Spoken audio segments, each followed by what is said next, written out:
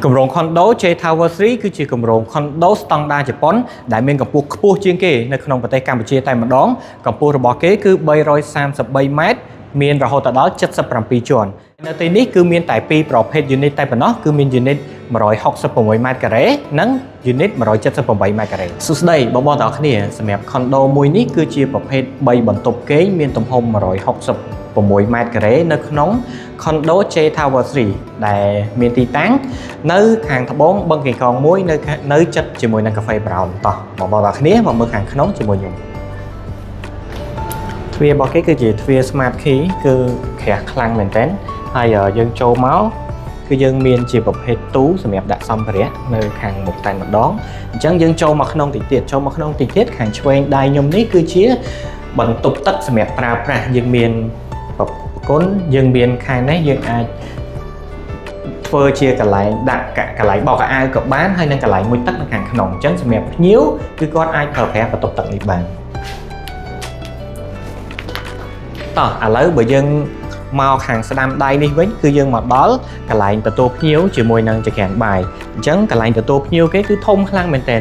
គឺទំហំរហូតដល់56ម៉ែត្រការ៉េសឹងតែស្មើជាមួយនឹងបន្ទប់ condo មួយឯងបងដូចបងបានឃើញអញ្ចឹងកន្លែងនេះកន្លែងញ៉ាំបាយខាងនេះយើងមានជាចង្ក្រានបាយគឺងាយស្រួលសម្រាប់បងប្រើប្រាស់ខ្លាំងមែនទែនហើយសម្រាប់ចង្ក្រានបាយរបស់គេគឺមាន space សម្រាប់ដាក់ទូទឹកកកខ្នាតធំយើងមានជាចង្ក្រានបាយបែបទំនើបស៊ីវិល័យគឺស័ក្តិសមមែនទែនសម្រាប់បងដែលចង់បាន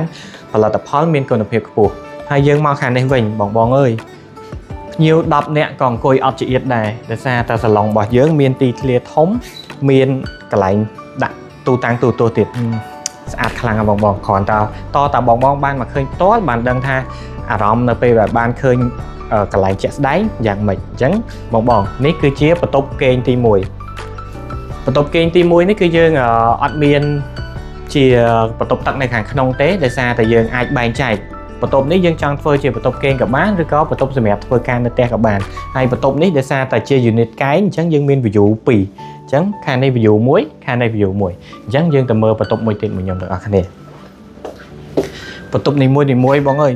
យើងត្រូវការដើរឆ្លងកាត់កន្លែងទទួលភ្ញៀវអញ្ចឹងកន្លែងទទួលភ្ញៀវធំគឺផ្ដល់អត្ថប្រយោជន៍សម្រាប់បងជួបជុំគ្រួសារមានពេលវេលាច្រើននៅជួបជុំគ្រួសារហើយសម្រាប់ប្រភេទបន្ទប់គេងមួយនេះគឺយើងមានវេរ៉ង់ដាអាចចេញទៅក្រៅបានសម្រាប់បង stress អីអាចចេញទៅខាងក្រៅបានហើយវេរ៉ង់ដាគេនេះធំទូលាយមែនតើបងអាចអង្គុយបានគ្នាច្រើនឬក៏ធ្វើជាកន្លែងហាត់ប្រាណនៅខាងក្រៅហ្នឹងកាន់តែពិសេសអញ្ចឹងយើងនៅសល់បន្ទប់គេងមួយទៀតតុកសូបងគឺជាបន្ទប់ចុងក្រោយបន្ទប់មេគ្រួសារគឺនៅខាងនេះបន្ទប់មេគ្រួសារអ្វីដែលសំខាន់ជាងគេនៅពេលដែលបងចូលមកបន្ទប់ទឹករបស់គេគឺមានបាញ័រសម្រាប់បងស្រីចូលចិត្តត្រាំទឹកដោះគោអីគឺត្រូវម៉ាច់តែម្ដងបងនេះបាញ័រគឺធំណាស់តោះឥឡូវយើងទៅមើលខែគេង